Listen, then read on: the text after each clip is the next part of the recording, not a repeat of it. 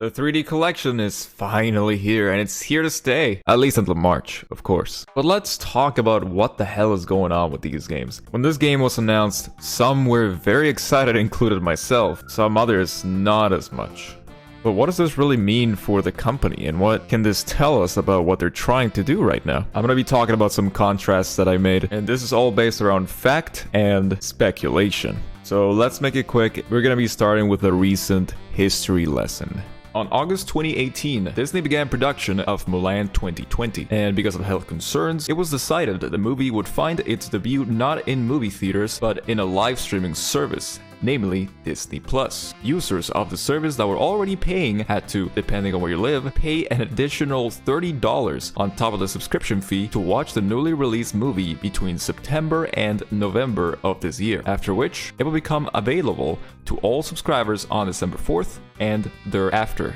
The $30 price tag is what stands out to most people that were hoping to catch the new big release. That being said, it makes sense that Disney would want their investment to return profit. Even Disney CEO, Bob Chapek, stated, "We're trying to capture the investment that we got in the film." And I don't blame them. Allegedly, the budget for this movie was $200 million, making it the most costly film ever produced under a female director. I am going to talk about how this has any relation to Nintendo, so don't worry about it. Thanks to the current world event, Disney had been struggling financially due to their many parks and events having closed down. Now, I won't get into any specifics on how bad they may or may not be struggling, because, well, they are a multi-billion-dollar corporation, and this may just be a walk in the park for them. But they're definitely having a rough time, and it's not hard to see it. But then there's Nintendo. They recently dubbed the richest company in all of Japan. They're not very keen to share any information like they used to. In fact, they had gone a full year without shedding any light to their upcoming titles, but this is only on the marketing side of things, so it's not that bad. When Super Mario 3D All-Stars was announced for the Nintendo Switch, reception for the game was mixed. Many were quick to point out that Galaxy 2 wasn't even included in the bundle, but most don't realize that this is a novelty product, and it makes sense that they'd only include the first flagship games and not a sequel that apparently nobody at Nintendo wanted to make in the first place. So just emulate it? Speaking of emulators, as it turns out, thanks to the game being leaked less than a week before its initial release date, we found out that all 3 games are practically running on emulators.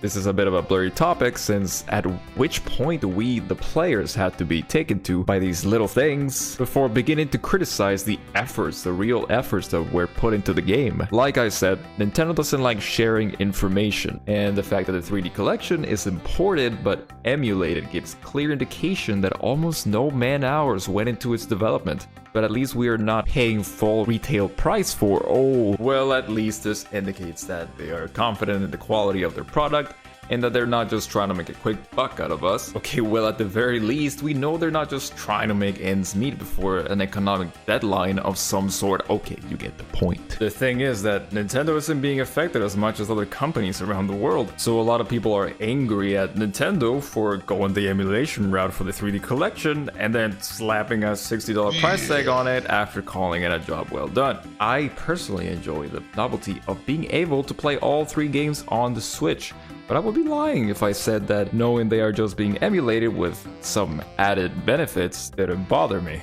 But it's not only that, it's also the fact that they could have added extra features, such as changing the version of the game that you're playing in Mario 64 and GameCube controller support in Super Mario Sunshine. Without mentioning that they reversed the camera controls for Super Mario 64 and Super Mario Sunshine. But that is too nitpicky, I will admit. I'm not saying they shouldn't be trying to make more money for their efforts. After all, that's all a company is supposed to do. However, going back to what I previously mentioned, Nintendo's doing way better than Disney right now.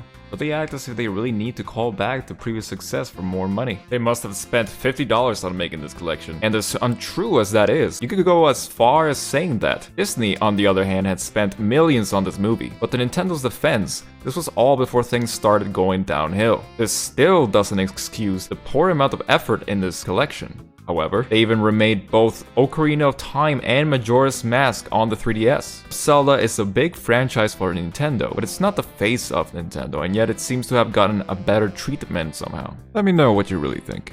I'll see you next time.